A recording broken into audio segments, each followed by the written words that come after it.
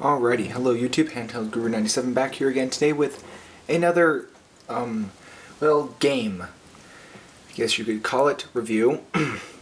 More of an accessory actually, but today I'll be reviewing the Tiger Gamecom internet cartridge.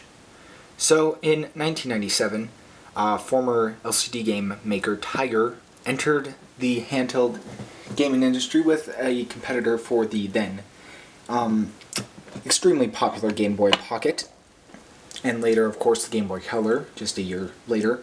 So that was about 15 years ago in 1997. So, as you can see by the title Gamecom, not Game.com, they didn't want it to sound like a website now, did they? But Gamecom, they wanted to get in on the internet craze that was starting at the end of the 90s. So, what better way than to name their console, their handheld, Gamecom? Well, there's a better way than that. Make it the first handheld game system ever to connect to the internet. And that's what I'll be reviewing today. Now, you might be wondering, how can you review a 15-year-old accessory that connects to the internet that probably doesn't work anymore? Well, like this. Keep watching and you'll find out. I can't really explain right now. So, here's this cartridge. Now, according to a website, there were two of these cartridges. One released in 1997. This is the one released in 1997, and a lot harder to find. I'm not even sure if it was released. Cartridge that came out in about 1998, 1999, which were the last 2 years the system was on the market. So, I think this is the only one, but there might be the second one. That second one might be out there. I'm not really sure, and it probably isn't, but if you know anything, if you have a cartridge that doesn't look like this, put a link and show me the picture, because I'm not really sure. I do know that they were going to do another one, but I'm not sure exactly. So this cartridge is not a very common cartridge. It's actually very rare. Well, and the reason behind it is because of what you had to do to get this cartridge.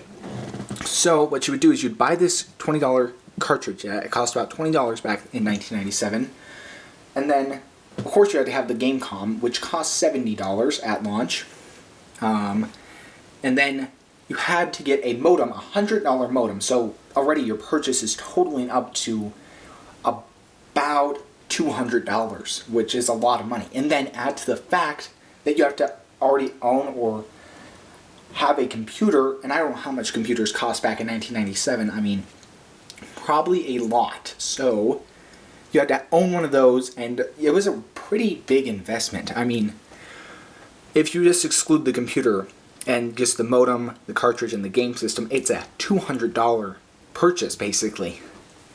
Kind of crazy, and you had to pay a monthly subscription to the server, Delphi, to use it. And so, it didn't really catch on. It was not very successful. It was considered a failure. I don't even know how many of these cartridges were sold. There were only 300,000 Gamecom units sold, so I'm assuming there may be 2,000 to 3,000 of these things sold, which is not a lot. It's very rare, probably one of the rarest games for the Gamecom, but the most common accessory, the other accessories, the carrying case, the link cable, and the AC adapter aren't common at all. In fact, I've seen the AC adapter, I've seen it once, but I've never seen the carrying case or the link cable. I've never seen that. And then with this cartridge came the cable that you would plug in up here. So what you do is, see this COM port? My camera focus for a second. COM port, you pop that off. Kind of looks like a phone cable. So it came with this cartridge, a little phone cable, and and if you get this brand new on eBay, which you still can do, that's the only way you'll get it. I've never seen it outside of that. You would hook it up into here, then you would hook it into the modem, and then you'd hook the modem into your computer, and then with the cartridge inserted into cartridge slot 1. Back in the day, it had to be in cartridge slot 1. It could not be in the second one. It had to be in the first one. But now you can put it in the first or second. Doesn't matter. It doesn't work anymore. Then it'd be hooked up, sit back in a chair, not too far away from your computer, and you'd have text-based internet. That's all you got. Yeah. anticlimactic. There were no pictures, there was no nothing. And I mean, 1997, the internet was just starting to take off. There was no Google, there wasn't that much. I mean, there was eBay, there was Amazon, there was, I can't even think of websites back in the day that were there. There was IGN, I don't know anymore. Amazon, I think. I don't know. But yeah, but it's still, even though it was kind of lame, it was still an amazingly revolutionary feature. The Nintendo DS and Sony PSP, I don't know when the PSP got its first internet games. I want to say 2005, the same year the DS had the first games with Nintendo Wi-Fi connecting to the internet. So this predated that by 8 years. Now, of course, the Gizmondo, which also came out in 2005, also connected to the internet, which actually was not made by Tiger Electronics. It was made by Tiger Teletronics, which was a Switzerland-based company that's entirely separate from Tiger Electronics, for those of you who are still wondering. Now, the interesting thing is you can still turn this cartridge on and still use it, kind of. Well, you can't really get much beyond the menus. It's still kind of usable, so I'm going to power this on here. It also happens to be one of the best. It also happens to look very nice on the Gamecom screen because there's no motion. There is no motion now.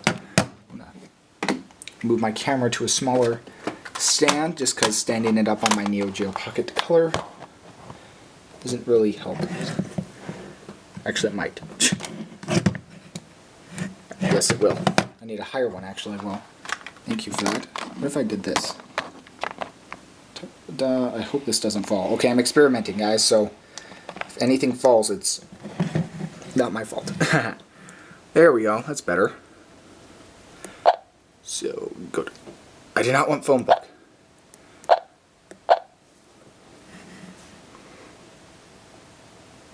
Okie dokie. Zoomed in. Little loading cartridge animation. Zoom out here. Don't know the best view to get this. This is kind of experiment for my Gamecom review. Okay, here it is. So there's Delphi. This is a server you could connect to, but you could connect to other services. You could set up. So go to setup. It's basically by phone number. Yeah. Then exit. Join Delphi. Whoever owned this before me thought they were funny and put in 1, 2, 3, 4, 5, 6, 7, 8, 9. Okay. Now you hit join Delphi, so there's connect and join. Now the Gamecom's battery life is about 5 hours. And that's about as long as you'd see this screen for. Now if you had the AC adapter, it'd be plugged in for a long time. Ever. It will never work again. Yet. And then to disconnect, you do not hit A, B, or C, D button. You have to hit the menu button. That was actually quite confusing for me when I first used this cartridge. It took me forever to figure it out, and then I think I ripped the batteries out just to... Now this is how you set up your modem. Your officially licensed Tiger modem. You pick the rate it moves, the rate it goes at. I don't know. I mean, I was born in 1997, so I obviously don't know what half these things mean. Grew up with my modern stuff. And that's really it. So it's basically just the terminal. You can't get beyond this. Everything else is gone. The server Delphi, gone. Shut down in 2000. And of course, no computers really use modems anymore. If your computer uses a modem, I question why. But no matter. That's really it. There's not much more to go over on this cartridge. Turn it off. Get the cartridge out. God, it takes forever to get these things out. People use your cartridges more, so I can slide them out when I buy them secondhand. Give me a second. Gotta get the stylus back in.